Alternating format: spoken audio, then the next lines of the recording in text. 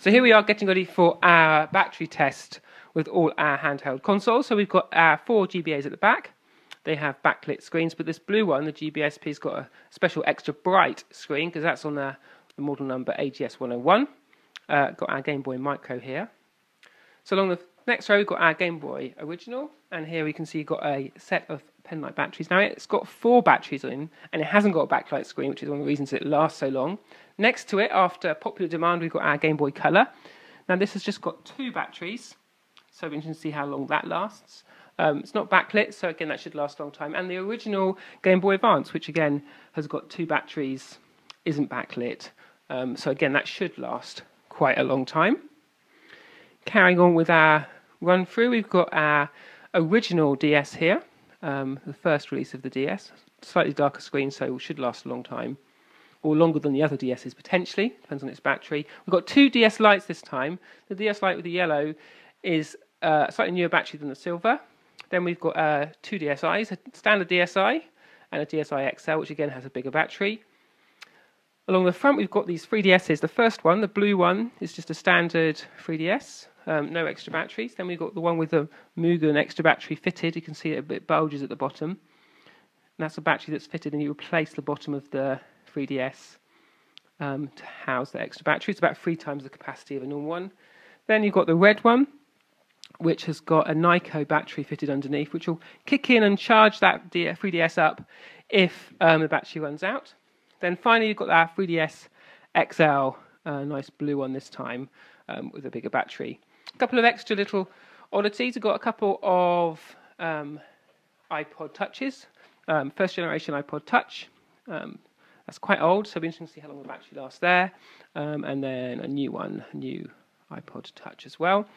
Behind them, we've got 2 Sony portables, a PSP and a PS Vita.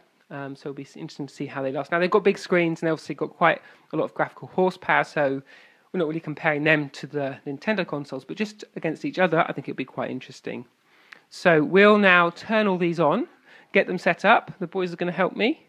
3DSs will be on the same game. The DSs will all be running a Lego game. The GBAs are all going to be on a cartridge game. The PSP and the Vita are both going to be running Little Big Planet. Fruit Ninja on the 2 iPod Touches, and then GBA and original Game Boy games on the original Game Boy. So we'll get this set up and we'll start the time lapse. So here we are setting off on our time lapse. Now the 2 iPod Touches and the PS Vita both had auto power off function, which we couldn't disable, so they were knocked out straight away. But as we see the time advancing, that's around 3 hours.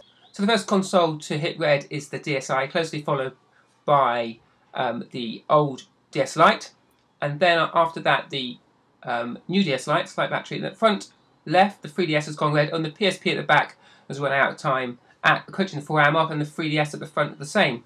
The DS Lite has just gone at 4 hours. Now, which of these 2 DS Lites will last the longest?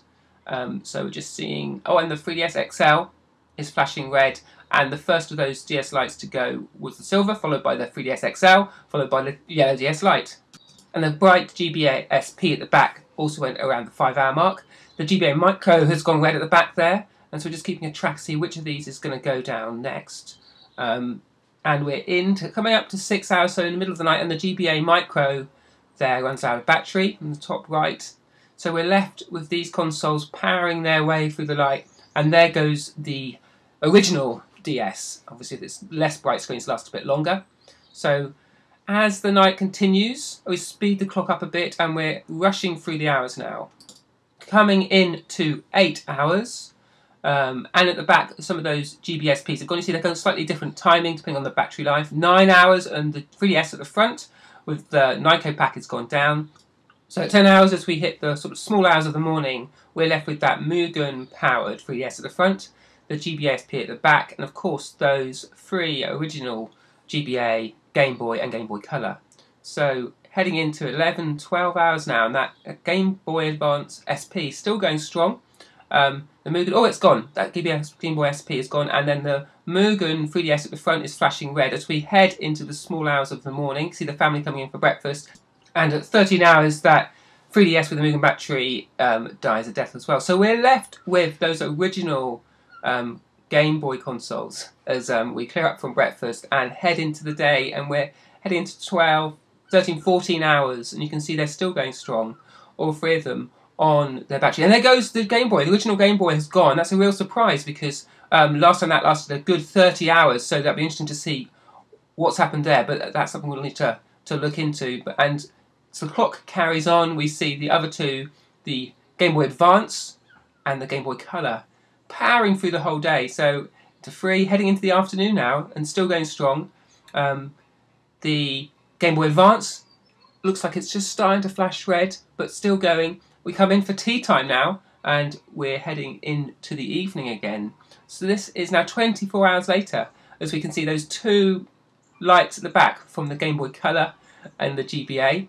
And in the evening, we pop the light back on. So at around 30 hours, that Game Boy Advance finally goes, and that's out as well. And so we're left through into the small hours of the night with just our Game Boy Color still powering on. And as you get round to 31, 32 hours, we can just see that power light on the Game Boy Color fade, and it's around 36 hours that finally goes. So that ends our second battery test for these devices, and although obviously it's hard to compare like for like, here we've had real cartridges with real games in a sort of real world test to see which would last the long, and in this case it is the Game Boy Color that surprisingly beat the original Game Boy.